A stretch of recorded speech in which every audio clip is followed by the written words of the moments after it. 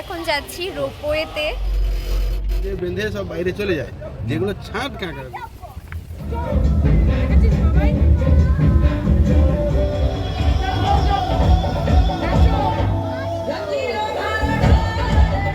Show দেখেনি, শুধু show করেও এসেছি।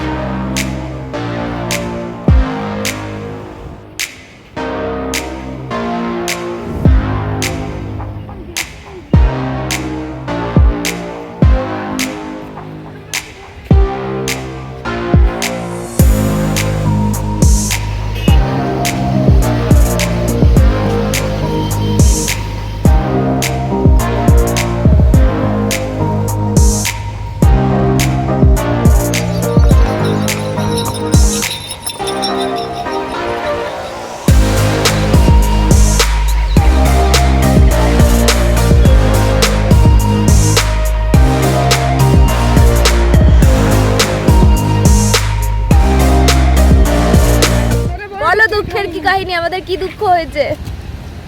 আমরা যে কি করবো ভেবে পাচ্ছি না। আমরা এখন টোটো পাচ্ছি না, খুব অসুবিধায় পড়ে গেছি। 10 জন লোক ভাবছি আমরা হামাগুড়ি দিয়ে চলে যাব, কিন্তু হামাগুড়ি দিতে গিয়েও দেখলাম যে কোনো শিব মন্দির নেই। চল আমরা পায়ে হেঁটেই যাই। তাহলে ওটা কি সম্ভব? তোমরাই বলে দিও। ওটা সম্ভব না, সম্ভব না।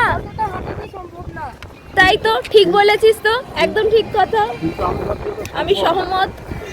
সম্ভব, কিন্তু তারপরে আসার সময় হামাগুড়ি দিয়েই আসতে হবে। হ্যাঁ,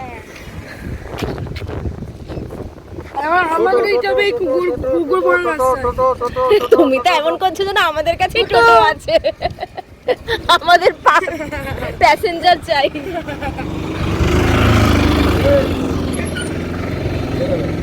মোহনা না, মোহনা না।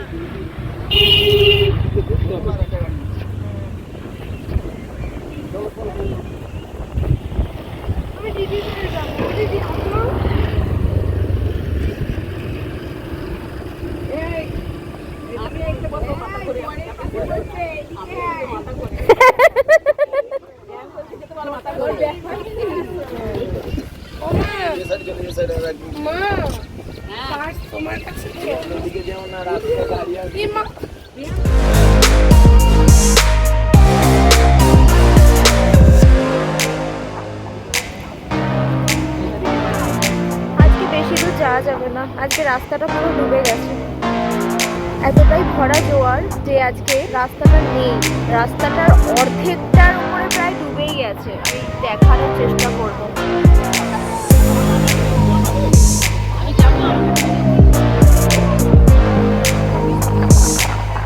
রাস্তাটা পুরো ডুবে গেছে। ওই যে পোলটা দেখছো, ওই অবধি আসছিল রাস্তাটা, সেখানে দাঁড়িয়ে এই যে আমরা এতটা দূর গেছিলাম, কিন্তু রাস্তাটা অনেকটাই ডুবে গেছে।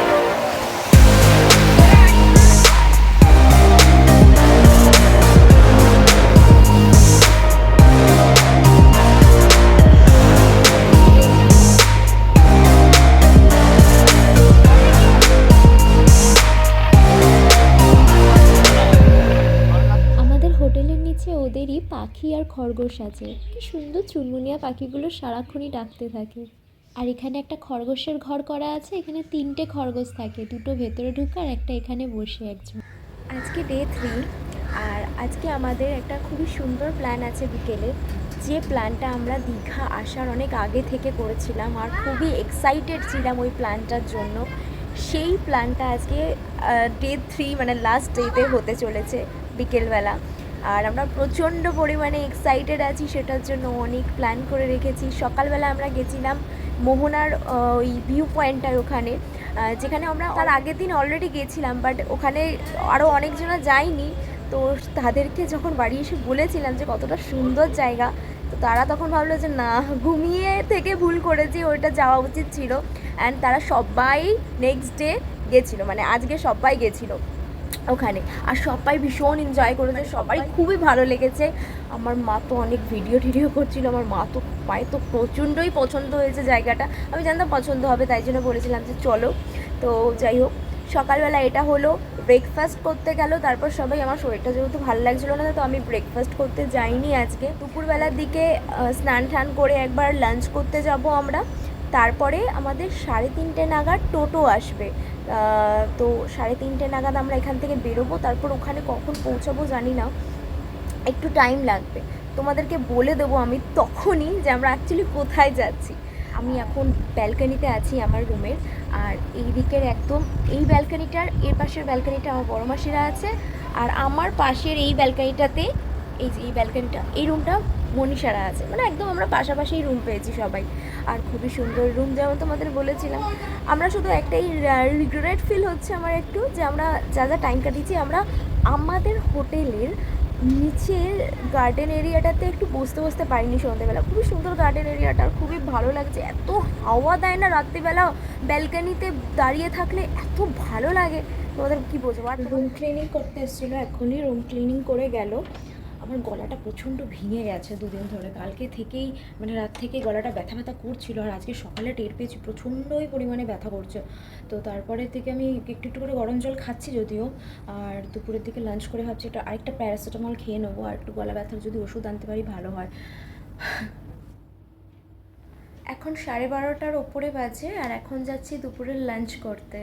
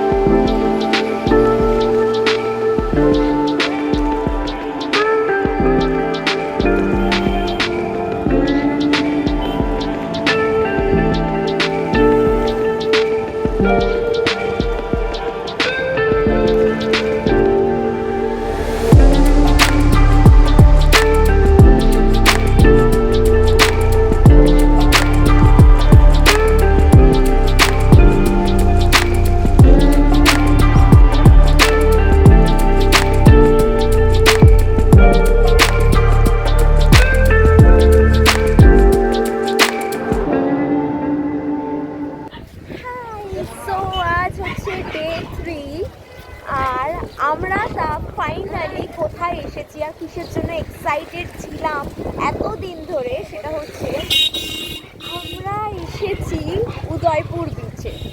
মানে দীঘা আসার অনেক আগে থেকে আমরা জাস্ট প্ল্যান করে রেখেছি। আমি অনেক ভিডিওতে দেখেছি উদয়পুর বিচে যা খুশি তাই খাও, সমুদ্রের ধারে বসে বসে জলে পা ডুবিয়ে। তো সেই জিনিসটাই আমরা এনজয় করতে এখানে এসেছি। আমার টুপিটা খুলে যাচ্ছে, আমার ক্লিপটা হোস্টেল ক্লিপ বাঁধা আছে, তো ওটা খুলতে হবে, তাহলে টুপিটা হবে যাই হোয়াট এভার। তো অ্যাকচুয়ালি আমরা ওটাই এনজয় করতে এসেছি। আর আমরা পৌঁছে গেছি, এখন বাজে হচ্ছে 4:30 কি 4:30 কাছাকাছি এরকম বাজে। তো ফাইনালি আমরা এখানে সবাই মিলে কিছুটা টাইম স্পেন্ড করবো,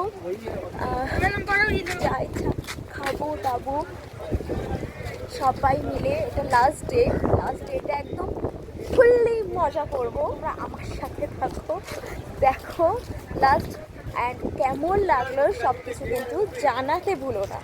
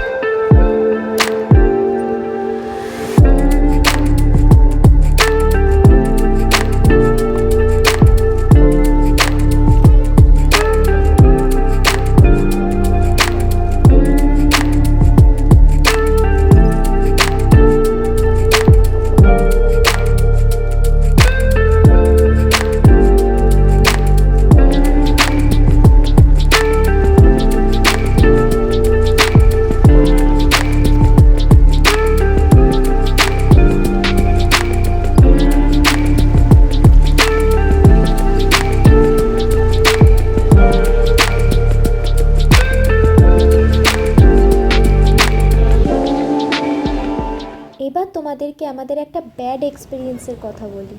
আমরা গেছিলাম উদয়পুর বিচে বিকেল 4টে নাগাদ ফ্যামিলির সাথে এনজয় করতে। আমি অনেক জায়গায় ভিডিওতে দেখেছি যে তুমি উদয়পুর বিচে সমুদ্রের জলে পা ডুবিয়ে বসে যা খুশি ইচ্ছা খেতে পারবে, মানে তোমার সামনে মাছ ভাজা হোক, চিকেন হোক বা কোনো ক্যাকড়া বা অক্টোপাস যা বলবে সেটা রান্না করে দেওয়া হয়। আমরাও এরকমই ভেবে এনজয় করতে বা টাইম স্পেন্ড করতে গেছিলাম ওখানে 2-1টা দোকান ছিল যারা সামনে রান্না করে দিচ্ছিল, কিন্তু যেভাবে রান্না করছিল সেটা দেখার পর আর একটুও খেতে ইচ্ছা করছিল না।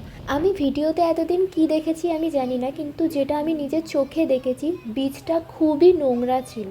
মানে চারিদিকে আবর্জনা বিচের ধারে পড়ে, ডাবের খোলা থেকে শুরু করে প্যাকেট নানা রকম নোংরা চোংরা পড়েছিল, আর সেই জল দিয়েই মাছ ক্যাকড়া ধুয়ে রান্না করা হচ্ছিল। তারপরে যে দৃশ্যটা দেখলাম, ওখানে যত ছেলে মেয়ে ছিল তারা সবাই পুরোপুরি ড্রাঙ্ক ছিল।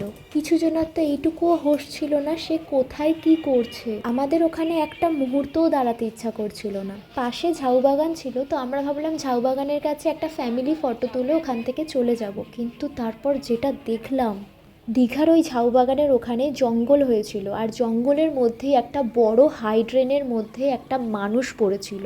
আমরা কেউ জানি না এখনো অবধি ওই মানুষটার জ্ঞান ছিল কি ছিল না, নাকি এমনি ড্রাঙ্ক অবস্থায় পড়েছিল। আমাদের ওই জায়গাটা মোটেও সুবিধার লাগলো না, আর আমরা ওখান থেকে তাড়াতাড়ি করে বেরিয়ে গেলাম। আমাদের টোটোওয়ালা আগে থেকে আমাদের ওয়ার্নিং দিয়েছিল যে জায়গাটা ভালো না, কিন্তু আমরা বুঝতে পারিনি এতটাও খারাপ কিছু হবে। তো আমাদের দীঘাতে সবথেকে খারাপ এক্সপিরিয়েন্স বলতে উদয়পুরই ছিল। আর আমি জানি না তোমরা আমার মতো কেউ এরকম ফেস করেছো কিনা। বাদ বাকি পুরো দীঘা ট্রিপটা খুবই সুন্দর ছিল, খুবই মেমোরেবল ছিল। এইটা আমাদের লাস্ট ডে, আমরা খুবই এনজয় করেছি।